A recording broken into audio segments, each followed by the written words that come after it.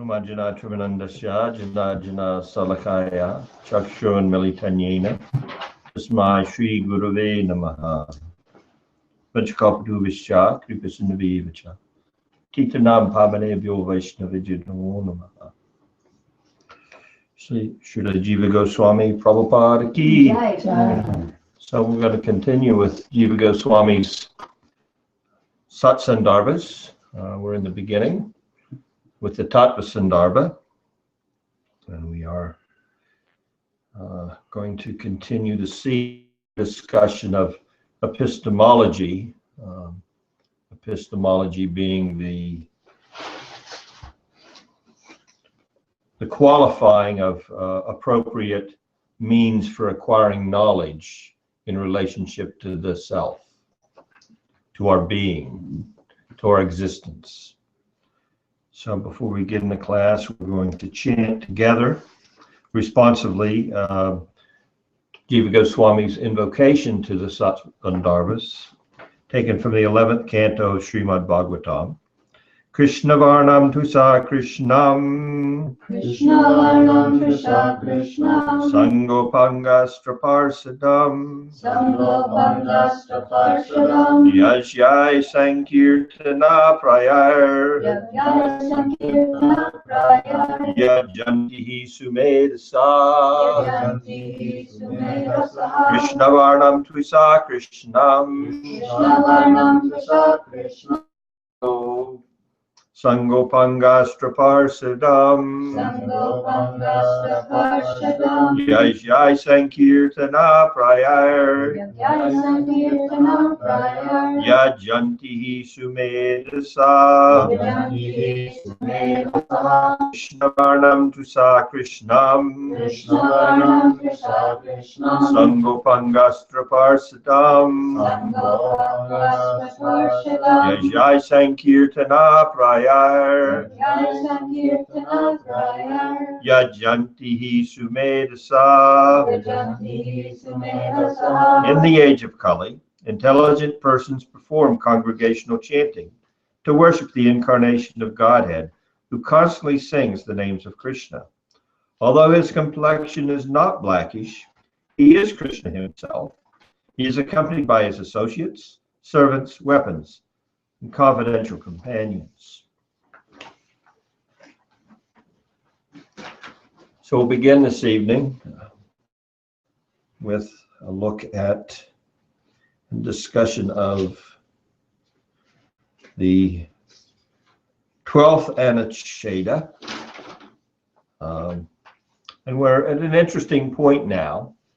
Srila Jiva Goswami has made strong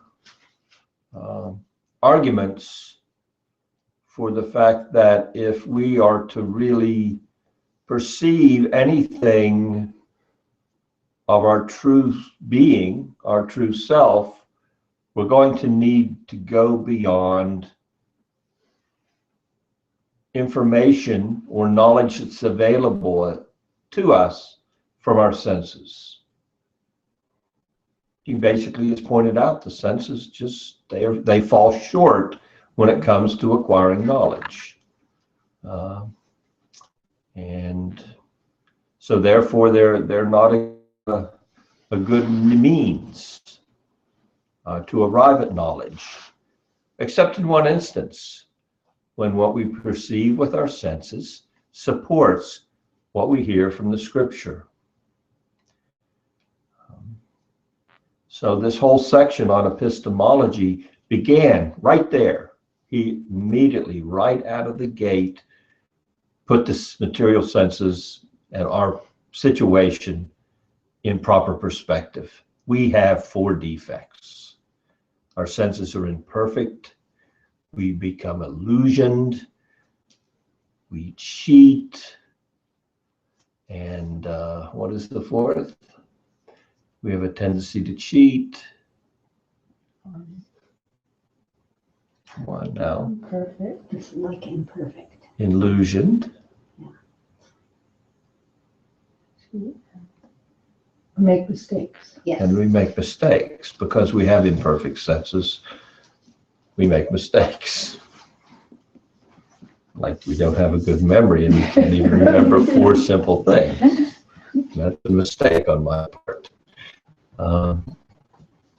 So from there he goes forward and he begins his presentation by presenting as an alternative to our senses transcendental sound vibration, Sandarbha Brahman. And then he immediately presents logical arguments as to the validity of that sound vibration, that it gives us access to knowledge beyond ourselves, knowledge about God, knowledge about the material world beyond the sphere of perception that we have coming into this one atmosphere. It gives us knowledge of a spiritual realm, if we were to believe it. And it gives us knowledge of the other spheres within the material realm, even other spheres of other environments that are inhabited and inhabitable. So these things aren't available through our senses. We can only see what we see in this world here, and we're limited. So if we want knowledge about the nature of our consciousness, if we want knowledge about our spiritual existence, if we want knowledge of God, if we want knowledge of the kingdom of God, if we were to believe in it, we need to go beyond the senses. And then he presents this Apurusheya Sabda Brahman, transcendental sound vibration that is eternal, coming into the material realm as a valuable way of acquiring knowledge. And he gives us logical explanations as to its validity. It is possible, if you are willing to set aside your egoic predisposition that makes you feel that only your senses are viable. Well, I've already showed you your senses are not that viable. They're somewhat viable. They give you information no one can deny. They do, but they're limited. They're imperfect. And we imperfectly use them, and we're predisposed to a certain way at looking at what comes to our senses. So much so that what one person perceives as hot, another one perceives as cold, and they're in the exact same environment. But the senses are telling them something different. Or what one person may take as a compliment, another person can take as an insult. And it's the same comment coming from the same individual. So then he proceeds to use the Vedas themselves as evidence. After presenting the logical arguments and giving a couple examples of where the Vedas tell us things that and provide for us certain information that coincides with our sensual experience, but it didn't require a scientific lab to arrive at. We find in the Vedas that both the urine and the dung of the cow are antiseptic, and the scientists have verified that. Then we also find in the Veda certain formula for medicinal preparations to treat any health situation. And we find that if we use those, they work.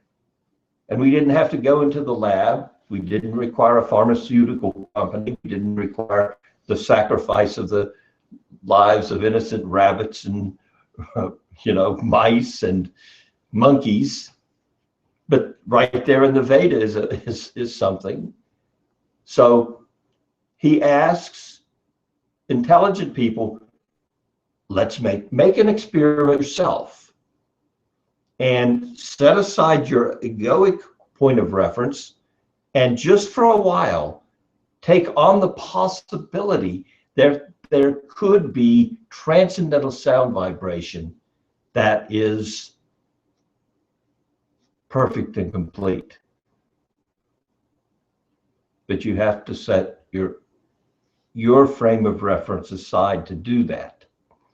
And then he says, and there is a key that also has to be utilized to enter into this knowledge. You have to take this knowledge from someone who's already fully assimilated and realized it from the Veda and from the formula which I'm now going to give you. If you want to know the Veda, if you want to enter into the mysteries, if you want to know these secrets, you have to enter into accepting them through disciplic succession. Disciplic succession entails a disciple and a teacher, a guru. So if you want to learn this knowledge and realize its transcendental nature, and that it is factually a purushaya, that it's actually a vibration of eternal sound vibration that's always perfect. It's full knowledge in full perfection all the time. There is no fault whatsoever in it.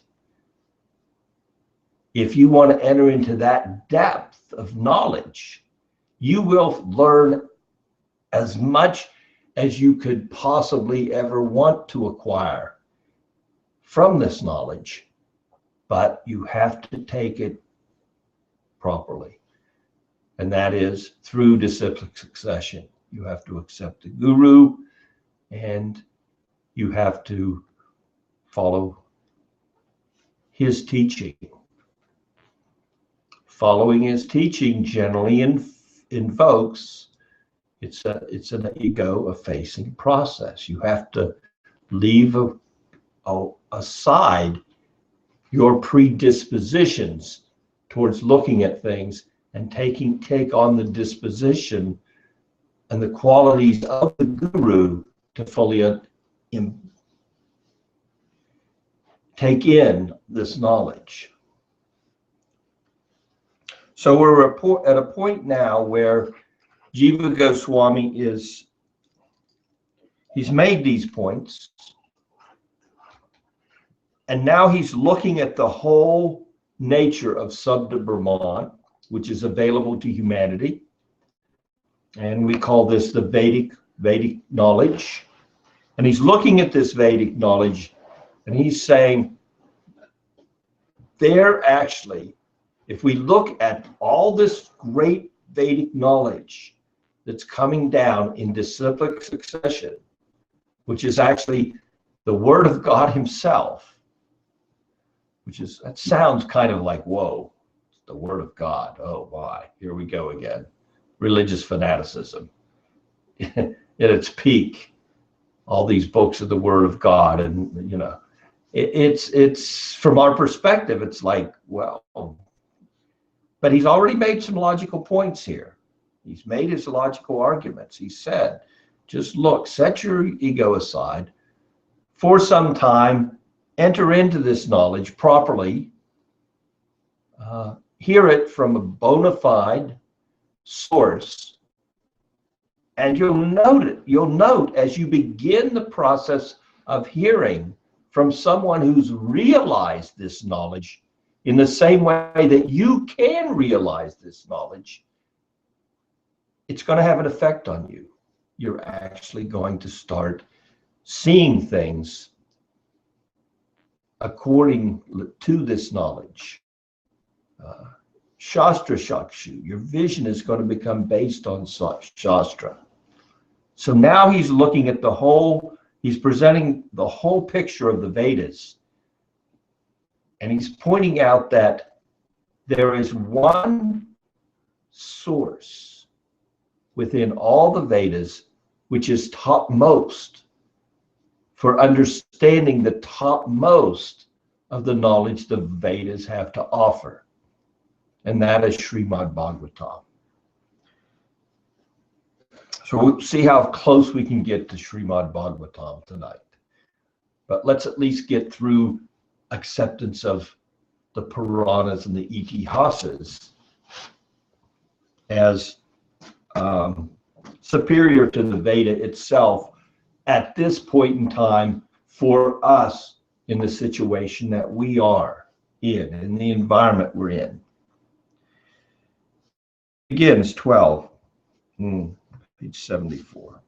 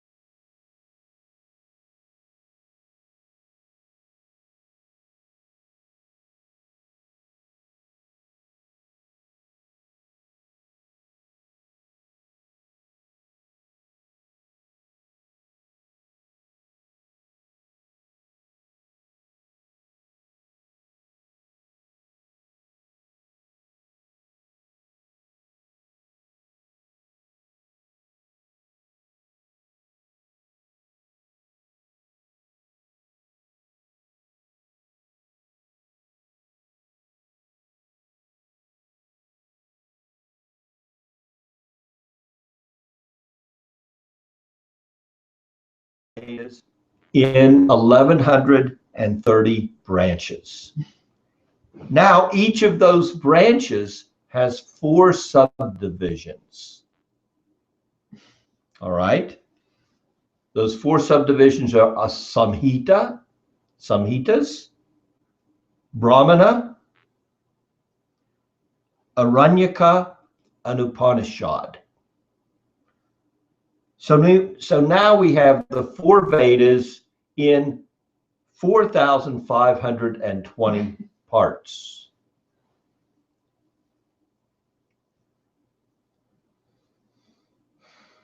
Jiva Goswami's pointed out that the Vedas at this point in time are incomplete. Well, the question should be from us, how incomplete are they? So from 4, 1130, each of those branches 4 parts: Samhitas, Brahmanas, Aranyakas, Upanishads, 4,520 total. What's available now? We have approximately 11 Samhitas. This is approximate. We have Brahmanas, 18, Aranyakas, 7, and Upanishads, 220. So of those 4,520 divisions, we now have available to us where we can, right now, of course, this was at the time, well, this is the time of the author's commentary, 256 units. 256 to 4,520 is what percentage? 6. So right now we have 6% of the available to us. That's an interesting point to keep in mind. And also when we look to the Upanishads, 220 Upanishads. Well, what do we hear repeatedly? Of those, 108 are really relevant. And of the Samhitas, how many Samhitas have you heard of? Brahma, Samhita, you know, Upanishads, we've heard of a few. What? Sri Upanishad. Gopaltapani Upanishad. So a few are very relevant to us. So 6% of the Vedas are now left. The other 94% are not available anymore, and that's within a period of 5,000 and some odd years. It just goes to show how much the culture of the day and the influence of Kali has affected Vedic knowledge. Now let's look at some other reasons why Jiva Goswami is saying for us now that the original Vedas, 4 Vedas, are not suitable for our inquiries into the absolute truth. It's not that they're fully not suitable, that they're not suitable for us for a few reasons. First of all, in order to enter into the mystery, you have to be an expert scholar of Sanskrit. Well, there are 2 versions of Sanskrit.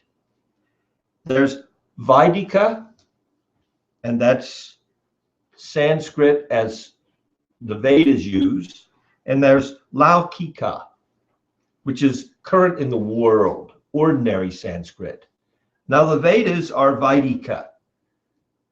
You're going to study Vaidika Sanskrit and the Vedas, you have to study the 6 limbs of the Vedas in order, before you even enter into the study. Those are called Vedangas.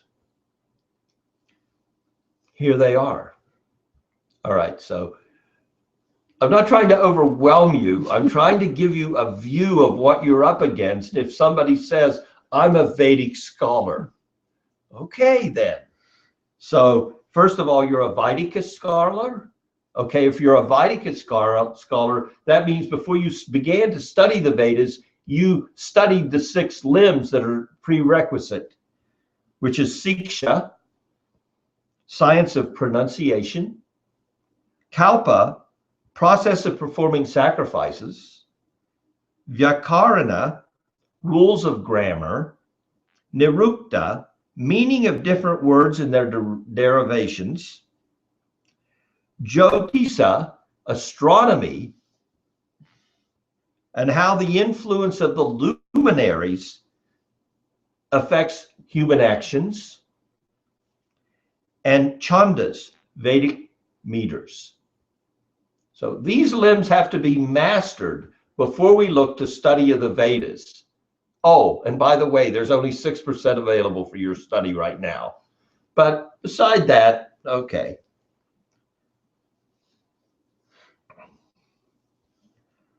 The Vedas are very cryptic. They are difficult. If you look at you need a guru that's fully realized in them in order to learn them from him. On your own, to decipher the Vedas would be impossible. Oh, and we're in Kali Yuga. We have really bad memories.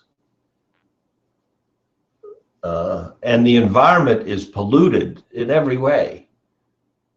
So, you know, physically, the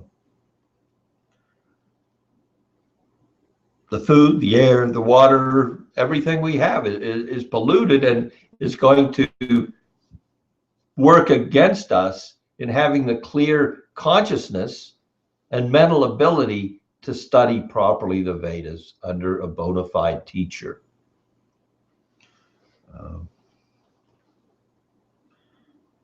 Well, why don't we study the Vedanta Sutra? Just take Vyasadev's conclusion, the Vedanta Sutra, and we'll study that. Okay, that's a logical approach. But the Vedanta Sutra, so many people have looked at the Vedanta Sutra, and there's so many people who have given different commentaries on the same Vedanta Sutra. So maybe it's not the best place to look for your knowledge, because people derive different conclusions from it based on their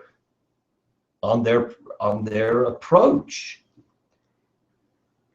Also in the world today, we have other systems of philosophy and thought in addition to the Vedanta Sutra, which in some respects can compete with those conclusions of the Vedanta Sutra. The teachings of Jaimini, the teachings of Kapila, Gautama, Gautama. So they have their own philosophies, which, well, every philosophy, every rishi, he has his own opinion, and they go back and forth. So Jiva goes forward and he says, really, the Itihasas and the Puranas, those we can understand. Those are easily available to us. First of all, they're in Laukika Sanskrit, ordinary Sanskrit. You're allowed to say it out loud. The intonation does not have to be absolutely perfect. The knowledge in the Puranas and Itihasas is coming to us in a story format. So it's easy for us to understand the conclusion that's trying to be put forward. It's easier for us. And it's the same conclusions that come through the study of the Vedas, but it's a much easier avenue.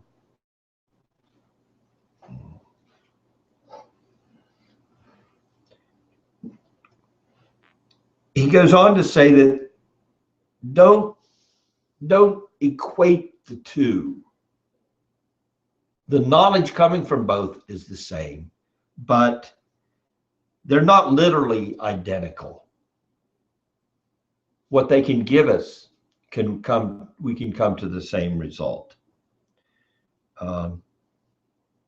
Then a couple, three different other items to consider is when we're studying the original Veda, we have to take into consideration the exact pronunciation. So there's Udatta, high, Swarita, intermediate, and Anudatta, low. These are different accents. And according to the accent, there is a different meaning.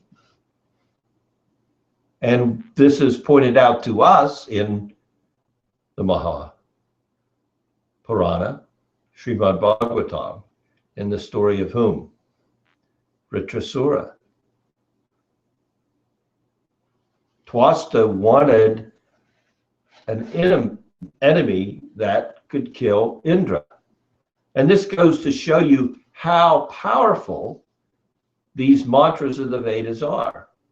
That if properly given in sacrifice, you can perform amazing things. Twasta wanted revenge against Indra for killing his son, and he chanted the mantra Indra Satro Vivar Dasva. I'm not chanting that.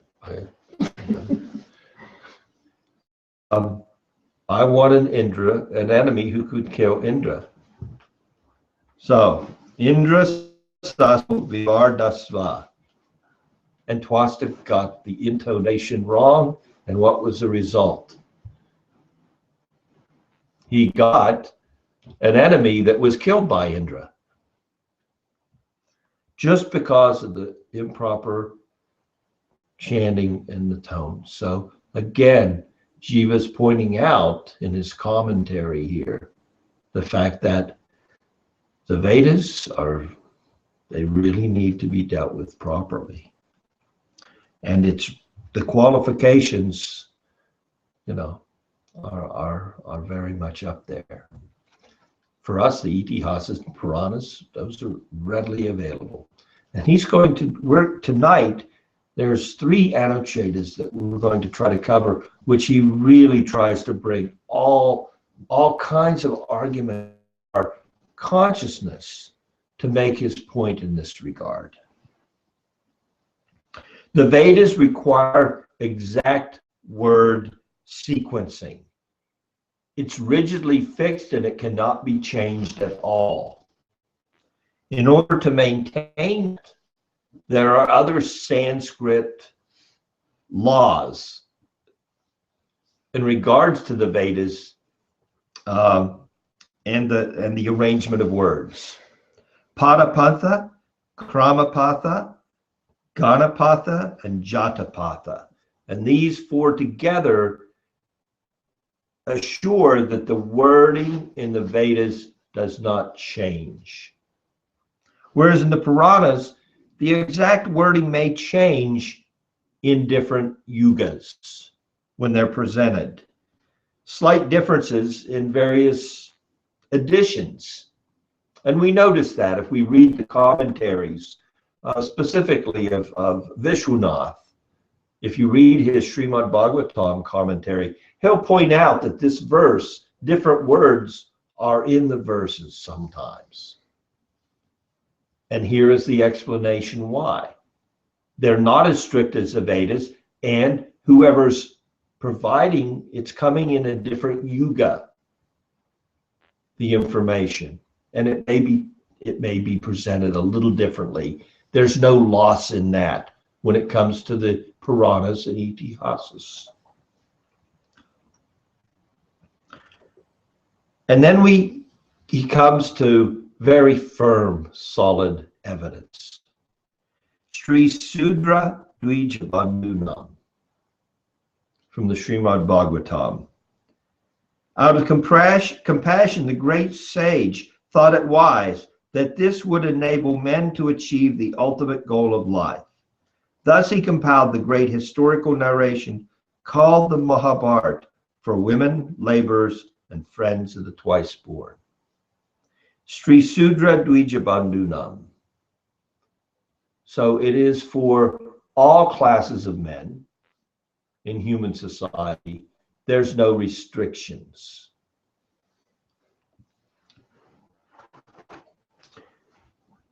This is a continuation of the actual Anucheda, I'm sorry.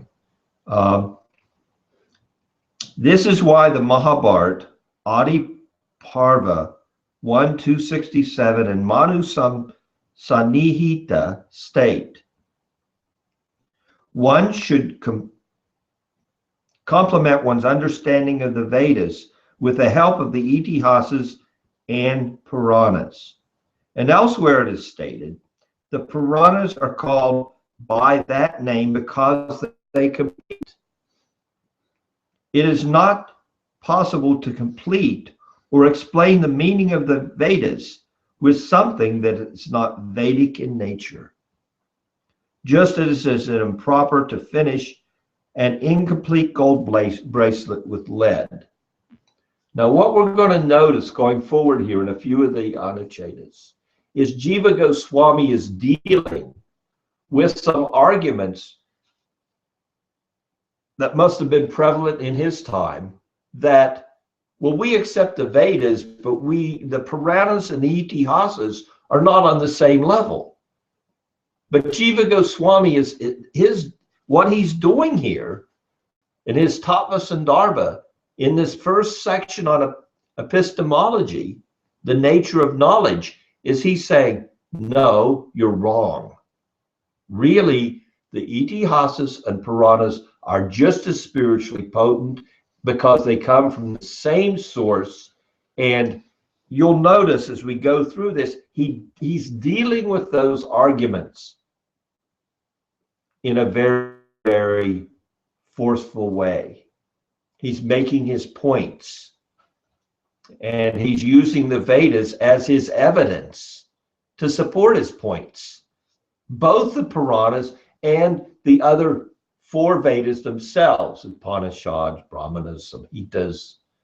So he's not limiting himself in having what? The same circular logic we discussed in the last class.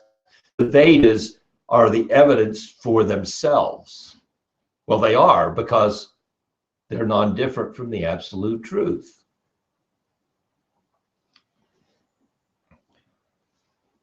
So here mention is made that when we talk about complete, that the Puranas and the Itihasas complete the Vedas,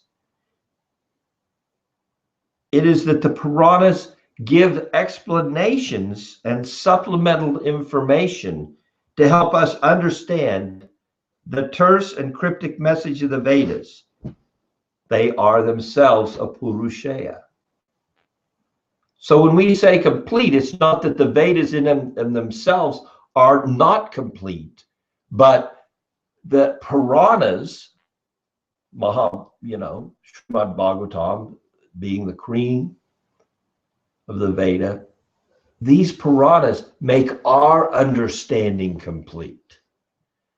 And if they are that powerful to make our understanding of the Vedas complete, then they themselves are of the same substance.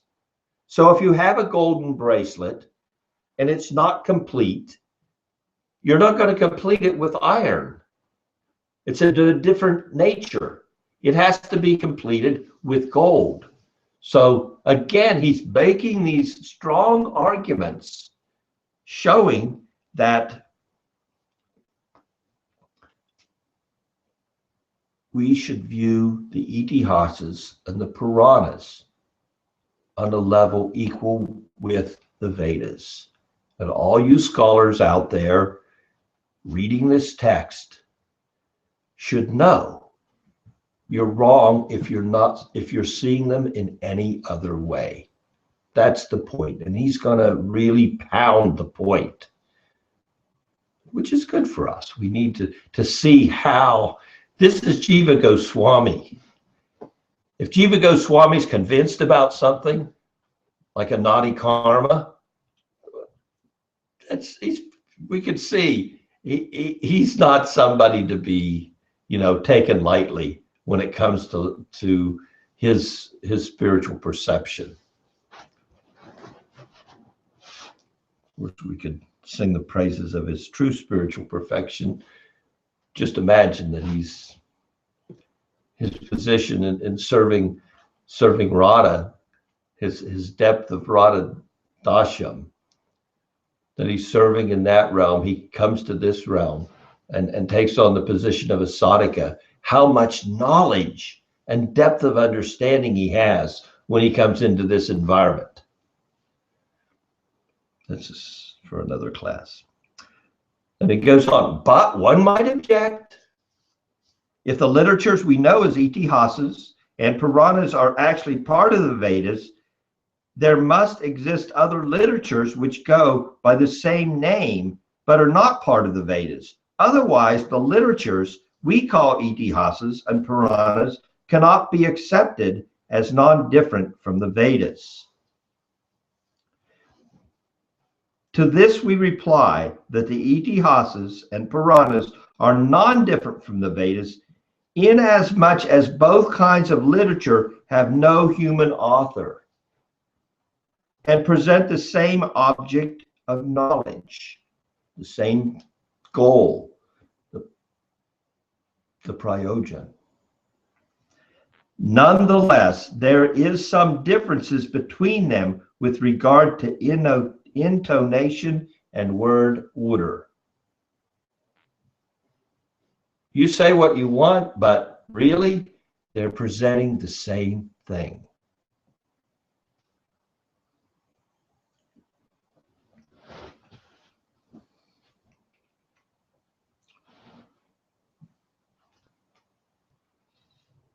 Go on to Anucheta 13, and he'll continue his arguments.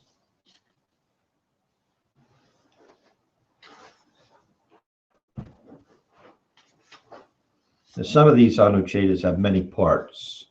He really, as I said, he really drives the point home. And we can only imagine at the time of his presenting this literature that there was much understanding as to the validity of the Puranas in relationship to the Vedas. And this is only 500 years ago. So it's not like they had had that many more Vedic literatures available to them. We have 6% that we can find now. So maybe there are a few that have been lost in the last 500 years. So the itihasas and Puranas are Vedic. Therefore, Skanda Purana states, long ago, Brahma, the grand star of the Devas, performed severe penances, and as a result, the Vedas appeared along with their 6 supplements, okay, and their Pada and Krama text. Then the entire Purana emanated from his mouth. So right here we have a text from the Skanda Purana saying that at the same time that the Vedas came from Brahma, also the Puranas came from Brahma. They all came from Brahma's mouth. Composed of eternal sound and consisting of 1 billion verses. It is the unchanging sacred embodiment of all scriptures. We're talking about the Puranas now. You should know that of the various divisions of this Purana, the Brahma Purana is the first. So when we talk about Purana in this context, we're talking about that whole 1 billion verses that came forth from Brahma's mouth after he performed sacrifice. So first the Vedas and then the Puranas. The Vedas came from the 4 heads of Brahma in 4 different directions. And then the Puranas came from all 4 mouths. The figure 1 billion cited above refers to the number of verses existing in Brahma's domain. The 3rd canto of Srimad Bhagavatam 3.12.37 offers a similar description in the passage starting with the word Brahma manifested the 4 Vedas, Rig, Yajur, Sama, and Atharva, from his 4 mouths facing the east, south, west, and north, respectively. In this passage, we find the statement, then the all-seeing, now he's quoting from Srimad Bhagavatam, then the all-seeing Lord Brahma brought forth the 5th Veda, the Puranas and the itihasas, from all of his mouths. So that's in the 3rd canto of the Srimad Bhagavatam. Itihasa Puranani Panchamam Vedam Ishvara. Then he created the fifth Veda, the Puranas and the histories, from all his mouths, since he could see all the past, present, and future. 1 billion verses. The word Veda is directly applied here in reference to the Itihasas and the Puranas. Again, this is a very important point to Jiva Goswami. We should not diminish the importance when we look at the whole nature of a transcendental sound vibration coming from the spiritual realm, a Purushaya, non-human sound vibration. We should not see a difference in its effectiveness from the Vedas and the Itihasas and Puranas. Both are similarly effective in assisting humanity, except one requires great qualification and one requires not hardly any qualification.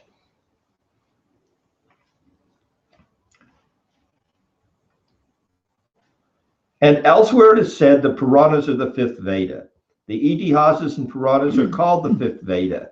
Srimad Bhagavatam 1.4.20. And he taught the Vedas along with the fifth of their number, Mahabharata.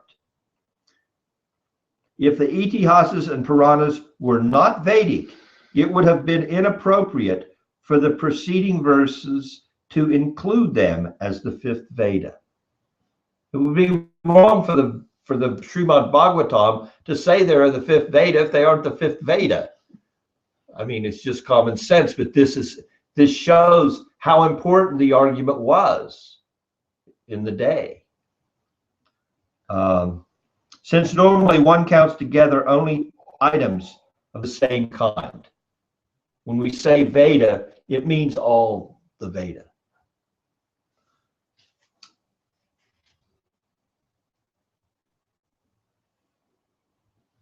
Another reference.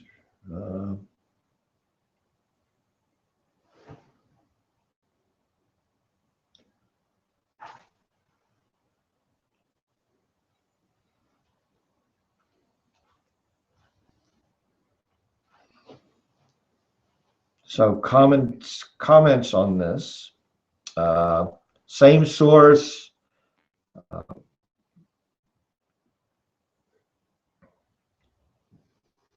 Another argument, and again, this is in commentary.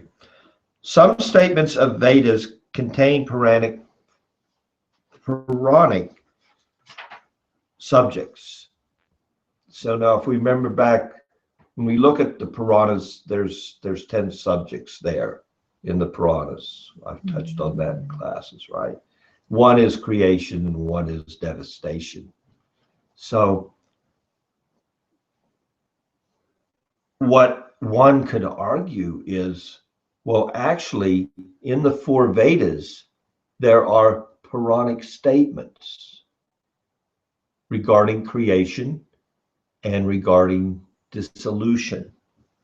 So Jiva says the Mimamsaka school says Puranas are part of the four Vedas because there are statements regarding Puranic subjects within the four Vedas, and Vyasa just pulled them out and made a fifth Veda, but there's really only four. So this is the Mimamsaka school is arguing like that in this way, saying that, well, if you have the four Vedas, this is all that's necessary. And Jiva's saying, no, that's not right. Then they also say, the Mimamsaka, that Srila Vyasadeva wrote the Puranas and the Itihasas only for the people in Kali Yuga. They're only applicable there. So they're not part of the original Veda. Jiva refutes this by the statement showing they emanated separately from Brahma's mouths. Again, going back to those verses he's quoted from the Srimad Bhagavatam that clearly state fifth Veda and coming from Brahma's mouth. Again, all to make the point that they are a Purushaya. They're not human in origin.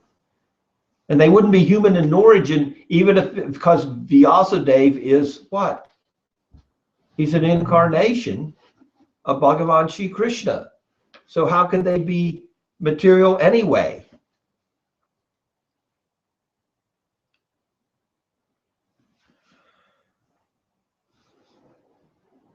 Do I have more time? I have a little bit more time.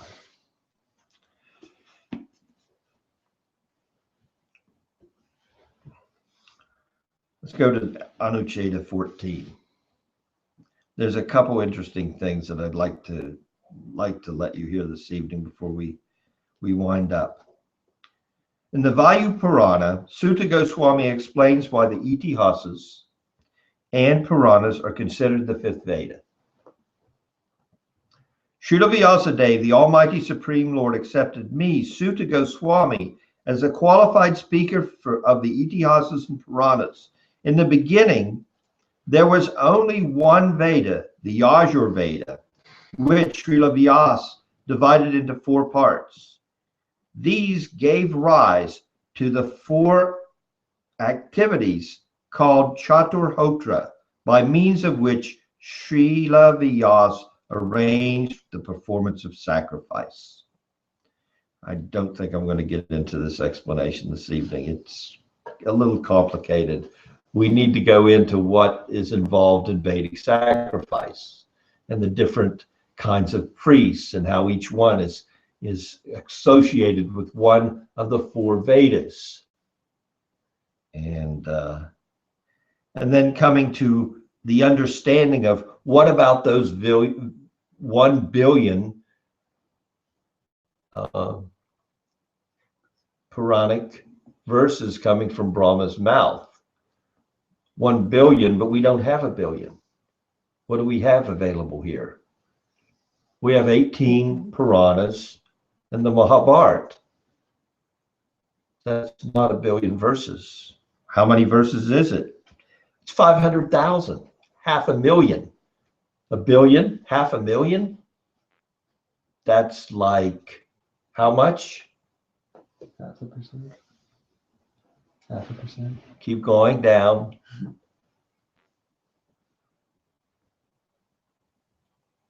It's 0.05%, which is 5/100ths of 1%. Right? 5/100ths of 1% are the Puranic. You can imagine the Puranas in the celestial realm, Brahma's realm, 1 billion verses, and we have not even 0.5%. Wow. Okay? Not even 0.5. It's 0.05% of that available to us. We have 400,000 in the 18 Puranas, and we have 100,000 in the Mahabharata.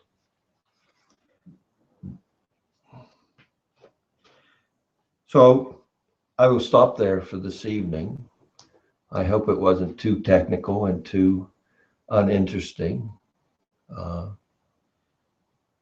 This is a little bit heady stuff, but I think what we're going to get out of this when we come through the study of these Sandarbhas, which is exactly what Jiva Goswami desires to give to us.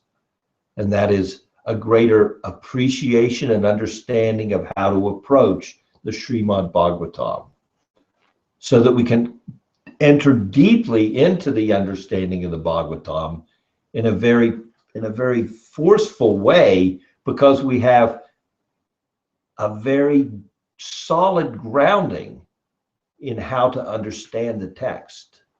So all the mysteries of the Bhagavatam can become easily known to us through the study of the Sandarbhas.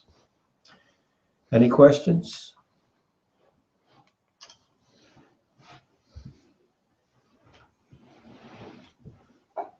Okay. Thank you very much for your association. Thank you. Vachkalpatu Vishya, Kritisindave Vicha, Patitanam, Pavanebhyo, Vaishnavijyo.